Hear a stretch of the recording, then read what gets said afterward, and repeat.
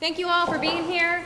I'm real excited to share these literary magazines with you because I always am being editor of these two wonderful magazines, but also because I am graduating. So this is my last premiere. I'm just like real glad with the turnout. And I hope you guys enjoy all of the readings today and the rest of the pieces that are in the issues of people who were unable to attend today. So we're just gonna jump right into it. First up, we have Bonnie DeBlas. Bonnie is working toward her MFA in poetry at Kent State University in collaboration with the Neil Maffei program, where she teaches writing composition and creative writing. She received an MA in English with a concentration in creative writing from the University of Tennessee and a JD from Case Western Reserve University School of Law. She is the author of 2 chapbooks, and her poems and essays appear in 3 anthologies. Her artist books are in the special collections of the Cleveland Public Library and in galleries in France, Mexico, and New Zealand, as well as many private collections worldwide. She lives with her spouse and 2 cats in Chattanooga, Tennessee. Tonight, she'll be sharing her poetry from the 14th issue of Jenny Magazine.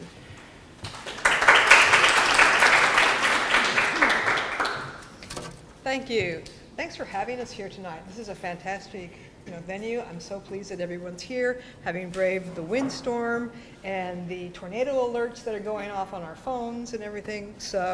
I will make the amendment that I am a recovering attorney. It's a program and I'm working my way through it. So, thank you. So I'd like to start out, and it's appropriate. Today is Friday night, so Shabbat Shalom in the true sense of the word. So I will open with bread and the baking of bread, the breaking of the bread, the braid of the bread, the countertop wiped bare, the counter ready to receive, ready to rise. Your hands need to roll the yeast and flour, a wish of water, a yes to the morning with its coffee cups and litter boxes, the slow sun bleaching the window, water and yeast and flour. The vase on the table empty of flowers, the balcony a burst of geraniums, a burst of lavender, a burst of begonias, of bars of black wrought iron bracing back the oaks and magnolia. Your hands braid the strands, lift them into the mitered metal pans, tuck in the corners. Oven red and warm, ready with the tiered racks, the cats on the kitchen rug, paws tucked under their dozing bodies, missing not a movement. Yellow rises into brown, butter glazing coils of crust seasoned with sesame. Best not to ask the oven to open, it's light enough to see. The smell of heat, the smell of warm dough, the smell of bread carries into the bedroom, into the bathroom where I shower, teeth brushed and rinsed, but not flossed. Dinner is too many hours away from the time I take the towel from off its rack. 3 stars in the sky will call down the night, will call us to table, will call us to prayer, will call us to candle flame and your hushed voice, the sweetness of butter and honey in a land of milk and honey, where I promise and you promise and we break the braid of bread.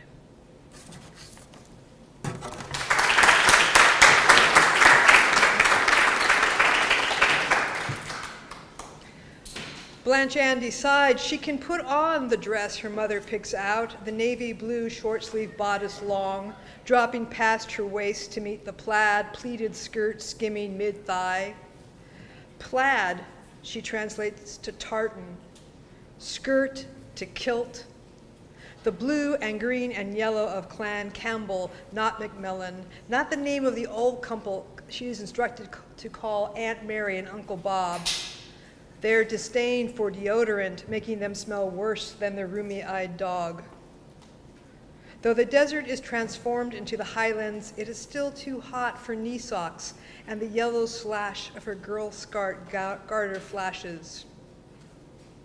Never mind her wish for an antlered knife befitting a laird. The S in she shrugged off. Do you know how embarrassing it was for your father and me to learn you were the only girl taken to the principal's office for throwing rocks? Every army needs its artillery. And they were dirt clods, not rocks. The closet doesn't allow every day to be Scottish. The red shirt dress with the Nehru collar becomes the tunic of a Roman soldier. The brown dress, his leather breastplate, and slashed apron. Blanche Anne knows the Romans aren't always the heroes. T-shirt and shorts on Saturdays are Spartacus. Bending over, she traces the white pucker of a scar on her left knee, where she picked off the white-rimmed purple scab to test its thickness with her teeth. The questions curdle in her stomach. How to become Kirk Douglas? How to catch Gene Simmons' eyes?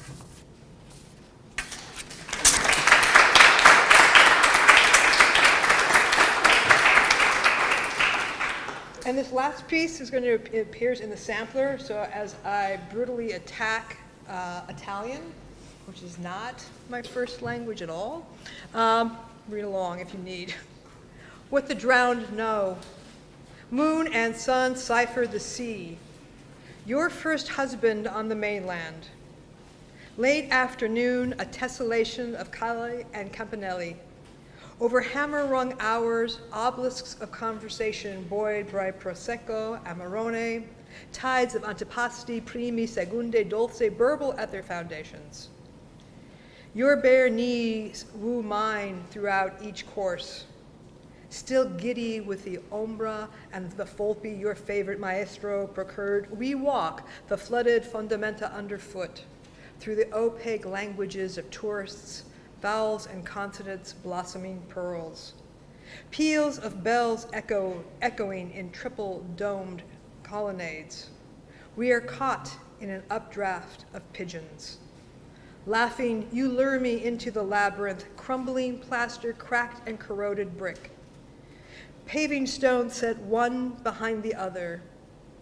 Contortive cast iron balustrades guide us diagonally over bridge after bridge, honking boats casting fractured reflections in the attenuated waters. Sewer rats, seagulls. Osterias, their patrons sitting on marble steps, recede enfolded into acute angles. Your arms outstretched, your palms graze on dumbrated granite. Where Jews once slept behind locked gates, children chase one another, and clothesline silhouettes of shorts and shirts smudge walls of melon, rose, and azure. A generation ago, this your sesteri, your campo, 1,000 days bent puzzling over fragmented glass. Here, Calle measured to your shoulders. Beneath the shuttered windows of your former studio, you pull me into the doorway. My mouth finds your throat and the necklace our eldest daughter gave you on her wedding day.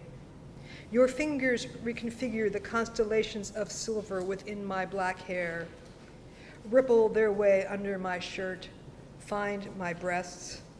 Skirt shouled at your waist, my fingers swim across you, in you. A calico cat leans into my leg, weaves her length around our ankles. Thank you.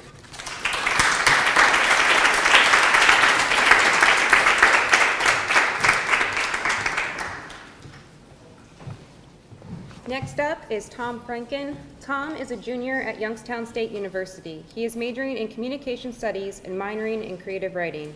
His goal is to eventually write something as beautiful as the song Africa by Toto. He'll be reading from one of his pieces published in the latest issue of Penguin Review.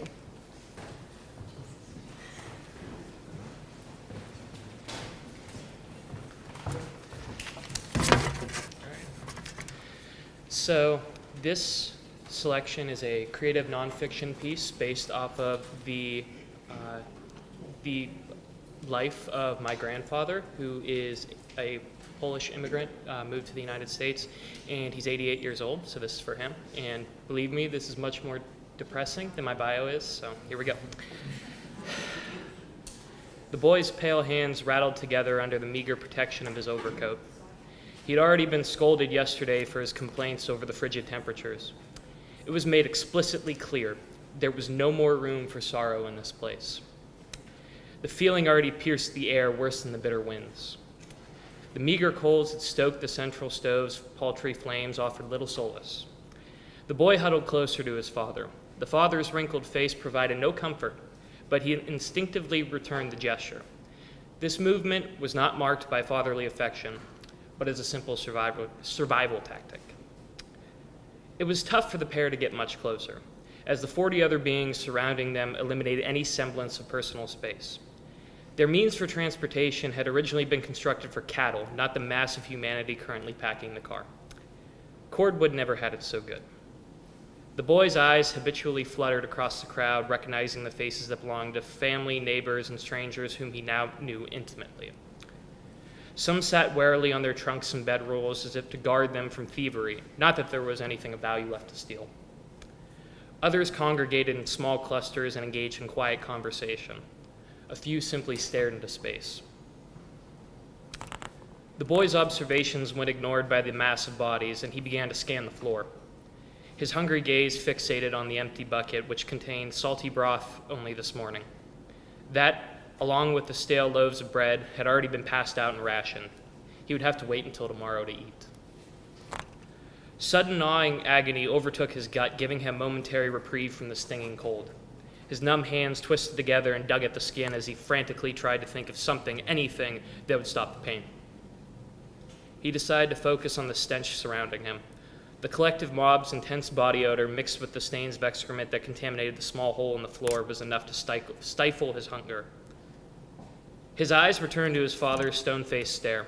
Suddenly, a wave of confusion overtook him. His father worked in America. He had served in the Great War, served as a mayor, sired 8 children, and up until a few weeks ago was a successful farmer. He was an important man.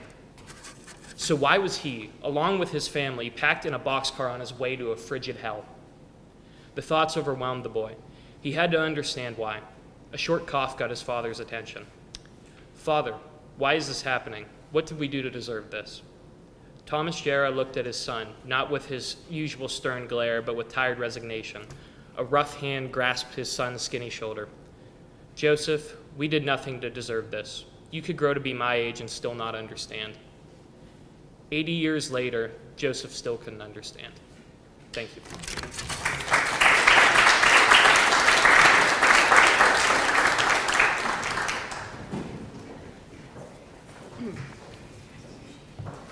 Mallory Rader spends a majority of her time in the fetal position. This posture has created the talent of holding writing utensils between her toes. She is currently working on a bachelor's in English at Youngstown State University and is not quite sure if the world is real or if we are all Sims characters. Tonight, Mallory will be sharing from her work in Penguin Review.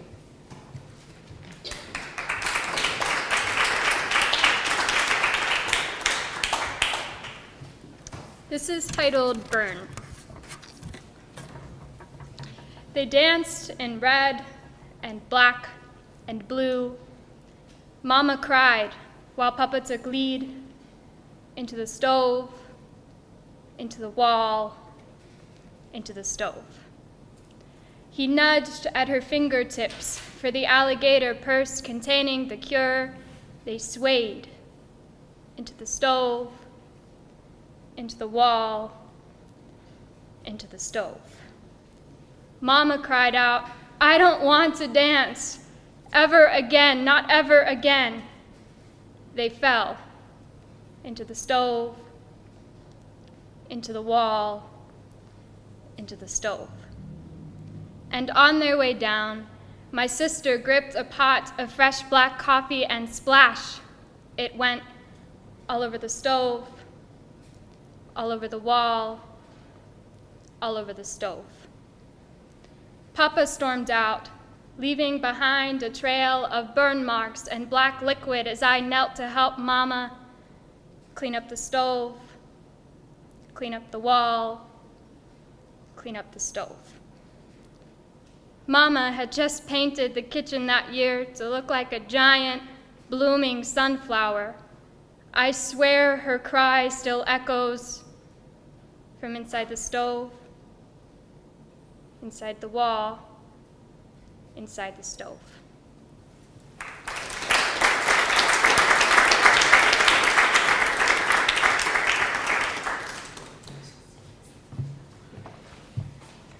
Next is Eli Binkovitz, is a Chicago poet with a BA in German Studies from Oberlin College and contributions in a 2007 translation of Thomas Brosch's collection of poems, What I Wish for Myself, from German into English. There was a German title there, I skipped that.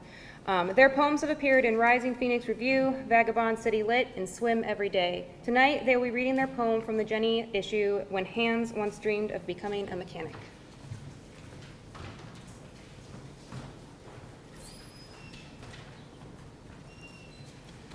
When Hans once dreamed of becoming a mechanic.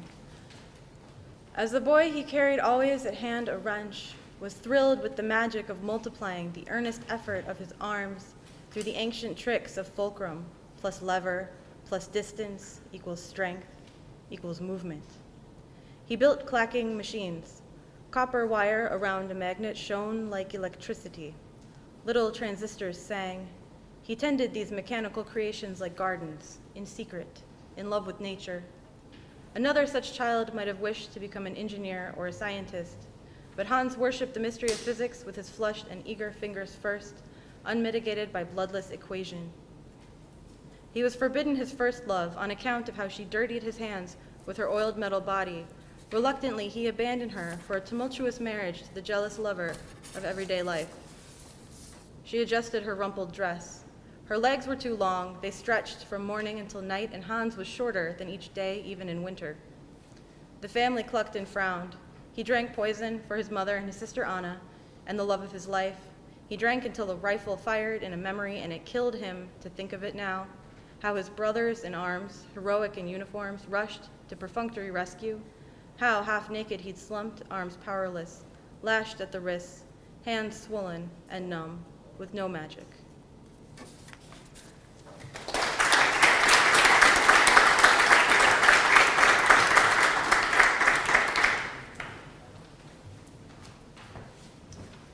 Take a brief intermission, 10, 15 minutes. You guys can eat more food. I see plenty of it over there. Please help yourselves. And if you haven't already, buy some raffle tickets. There's only like one in each cup so far, so your chances of winning one are like really good. And if you haven't already, please sign the guest sheet. Thank you. Okay, everybody, we're gonna get back. We still got some readers.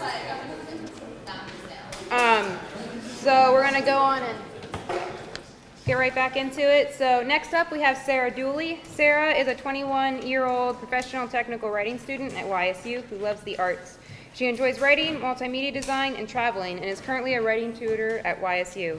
In her spare time, she enjoys spending time with her sisters in Alpha Zeta Delta.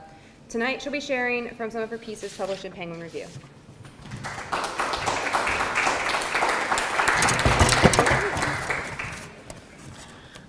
I'm going to share a poem called Nona. What day, what year, whom do hold dear?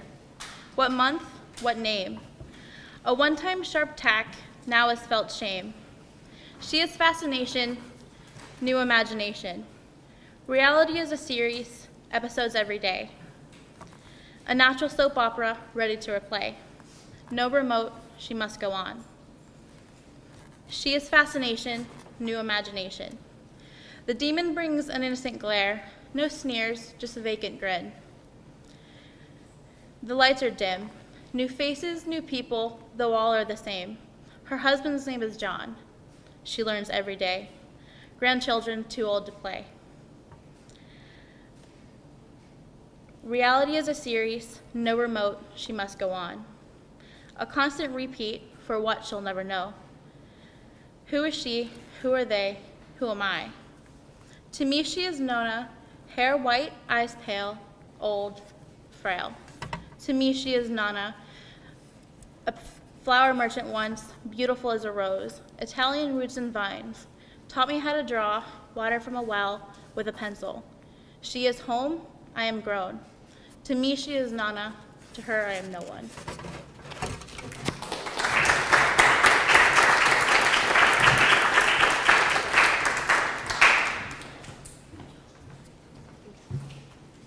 Next up, we have Gregory Hammond. Gregory Hammond is a post-baccalaureate non-traditional student who decided to change his career at age 37. Currently a pre-dietetics major, Greg plans to graduate with a BSAS in food and nutrition before becoming a registered dietitian. Tonight, he'll be reading his poem published in Penguin Review titled Love Without.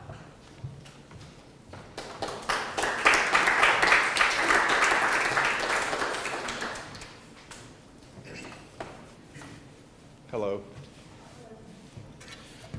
So, a couple Christmases ago, I wanted to write my wife a love poem, and I didn't want to do it from the typical point of view of how much I love her, so I thought I would write it from the point of view of how I see how she loves me. So that's the point of view. Love without. Love without constraint, throwing caution away rather than passivity to rescue my abandoned plea. Love without judgment, forgiving past mistakes for fresh possibilities to focus my distracted mind. Love without motive, reaching far below faults, underneath sin and failure to expose my inherent heart.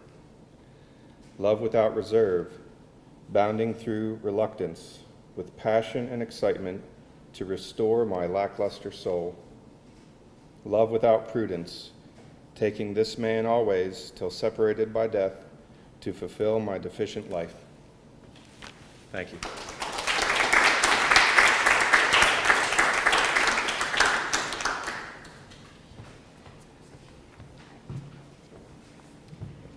Alex DiFrancesco is a writer of fiction, creative nonfiction, and journalism. Their work has appeared in the Washington Post, Tin House, Brevity, and more. In spring 2019, they will publish both an essay collection called Psychopumps and a novel called All City. They'll be spending part of the summer at SACTA's Firefly Farm Writers Residency in Tennessee and going to Graceland. Tonight, they'll be reading from their Jenny issue 14 story, Lead Paint.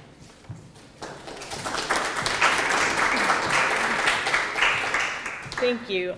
If you can all hear the line "going to Graceland" without thinking of Paul Simon in your head, then I doubt our ability to be friends.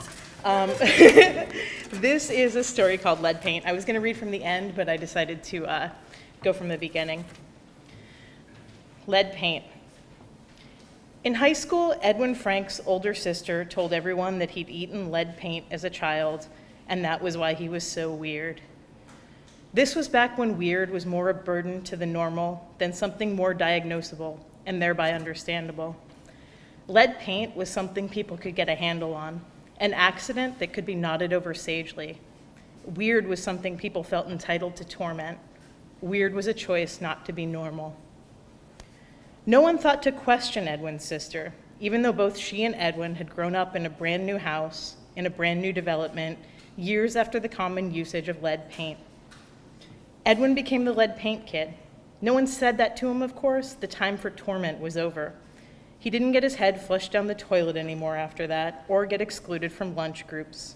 The long spaces between what was said and what his reply was were accepted as, "That's just Edwin." "It's so tragic," I heard a girl named Megan say one day. Megan was the girl who was on the yearbook committee, in the homecoming court, and many charity initiatives that belied how cutting the words that often came out of her mouth were. Can you imagine the hospital bills for diagnostic testing? The therapy bills? I overheard her words from a different lunch table. We were certainly not at the same lunch table. I saw the wheels turning in her perfectly coiffed head. "Teeth are terrifying," Edwin said to me one day. "Excuse me?" I said. Edwin and I were sitting by chance at the same study hall table. We were, by the standards of our peers, roughly equal in social standing now. Our physical persons more often gravitated towards the same space than they once had, with his station raised by the lead paint compassion. I was still just a bit too weird, drawing superheroes in my notebooks and dreaming of a future in comic book illustration.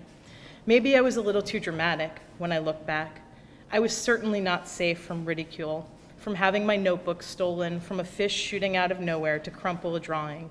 But I also hadn't faced the degree of torment that Edwin once had. He might have been a bit above me socially after the lead paint thing. "Teeth," Edwin said after a while. "You ever pull your lips apart and look at your teeth? I mean, really look at them. They're like these weird little bits of your skeleton poking out of your face, hidden behind all this red and pink. What? I said. I just wanted to go back to my drawing. Teeth, Edwin said. Sometimes I just imagine a whole row of pictures of them, then a whole block, just all these teeth with these drawn back lips. So gross. I looked down at my notebook. I mean, I was weird, I knew it, but this kid was so weird. Edwin's sister Alicia was pretty, really pretty. She had long black hair and bright blue eyes, and after everyone started to believe that Edwin was a lead paint casualty, they seemed to see how pretty she was, too. She wasn't just the sister of that weird kid Edwin anymore, who yelled at people who were mean to him. She was compassionate, loving, and beautiful. I heard Megan talking about her from the lunch table next to mine. Alicia's practically a saint, she said, and she'd look so great with some slate gray eyeshadow and just a little bit of lip gloss. One day when Alicia was walking into the cafeteria, Megan motioned her over to sit with her. She was so close she was almost touching me. I pressed down harder in the notebook I was drawing in next to my lunch tray full of taco in a bag. She tossed her long hair and it brushed past mine, pulling strands of mine along with it. When I looked up, Edwin was sitting at the table I was at.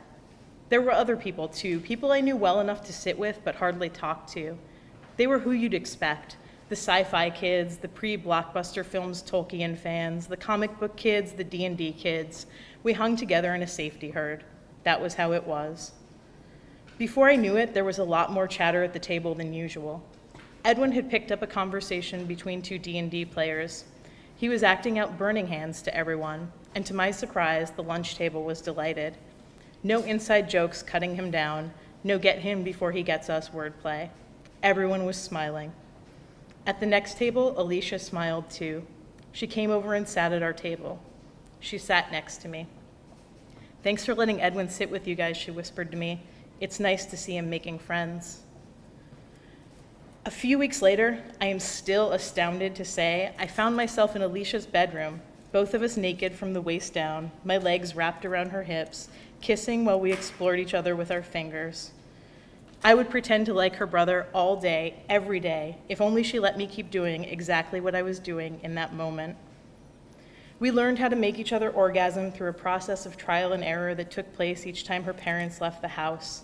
I fell in love with her lips pressed into my shoulder, trying to mute the sounds of her pleasure. "We can't tell anybody," she'd said once, which pretty much broke my heart. But I got it. Weird was a choice, so was gay. That's what they thought, right? You could just be normal, so why wouldn't you? Edwin and Alicia had just narrowly avoided so much misery with the lead paint story. Once, when we were lying there naked, she said, "There's nothing wrong with my brother." I kissed her on the mouth. "I don't want to talk about Edwin. I'd rather do this." "I mean it," she said. "They've done so many tests. He's just weird, anxious, but that's not a crime, you know?" And then, "There was never any lead paint." "I know," I said. "I figured that out. I'm not dumb like the rest of them. But the story worked. Look at you. Look at Edwin. No one bothers him anymore." She stroked my hair. She liked my comic book drawings. She thought I had real talent. Maybe she even loved me if I could think of being that lucky. In the next room, we could hear Edwin laughing his ass off about something that sounded like beeps and blips, not even real television. I wondered what the hell he was up to, and I thought of his rows and blocks of pictures of teeth.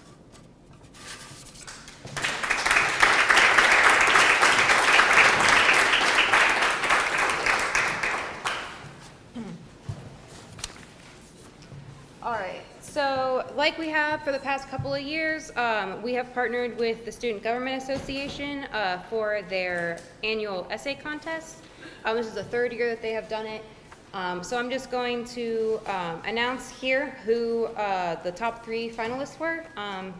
So for third place, it was Emily Carnahan. Second place was Landon Brown. And first place, we have Jeffrey Senedak, who is actually here to share his essay with us.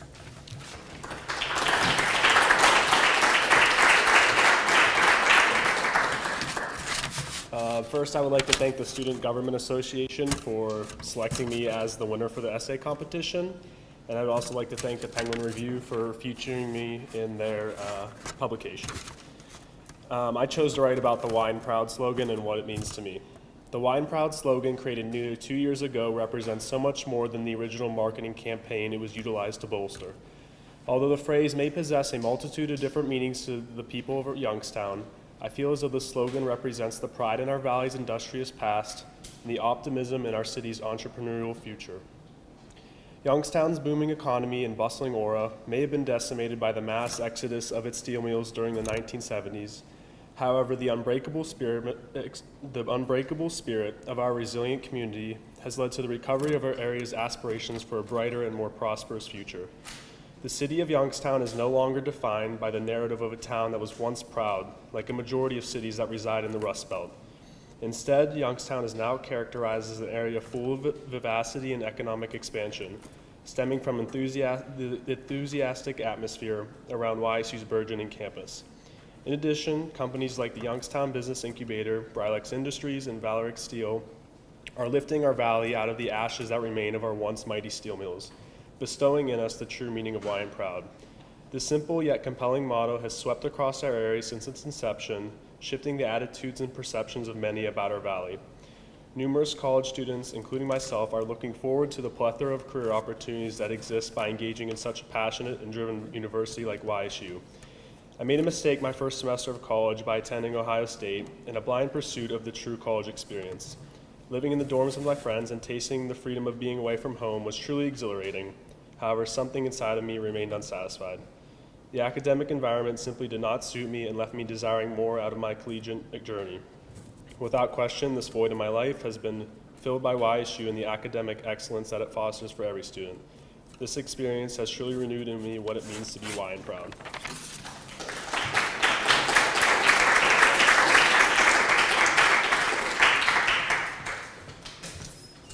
All right, so that's all we have for readers tonight, but don't go anywhere yet. We're not quite done. We're going to do another real quick break. I promise it's going to be quick this time, 5 to 10 minutes. I still see some baked goods over there that I really don't want to take home, so if there's anyone who's just snuck in recently, hasn't had any yet, you've grown hungry over this time, please help yourself.